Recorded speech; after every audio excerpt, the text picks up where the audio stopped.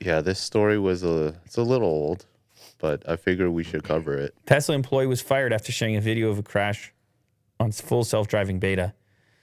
Interesting. I mean, I read that headline and I immediately think, is that the full reason why the employee was fired? Like, was it the crash aspect? Was it the filming of a beta software in general? Tesla employee has been posting videos of his experience with the full self-driving beta. He's been fired. His firing came right after. Okay. The implication seems to be his firing came right after sharing a video of the first confirmed crash, albeit a small one, on FSD beta. It's currently being tested on a fleet of Tesla owners.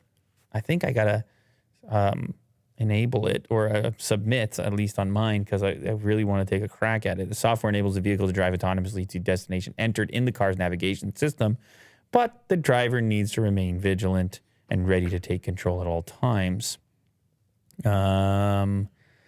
Anyway, so I guess his channel name is AI Addict on YouTube. He posts driving experiences such as this one. I may have even seen these videos before. Oh, he hits a little barrier, a little post. Mm-hmm.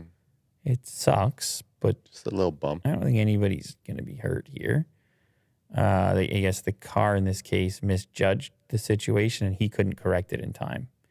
The car did not spot the lane.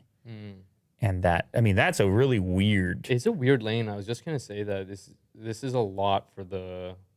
It's one of those, and I know it's supposed to do the thing, and that's the eventual goal. The eventual application. But like in this circumstance, if I'm approaching that, I'm probably taking the wheel. But I guess that kind of spoils the promise to a certain extent. And this is the complexity of the roadways. And on a side note, thank goodness it's a post and not a pedestrian. Mm-hmm. Or pedestrian leaning against the post. Although maybe that would have helped the vehicle avoid if it had more of a familiar marker there. It's very hard to say. It's incredibly complex systems. But then the guy ends up fired. Can we see the quote? If you scroll up, there's a quote there.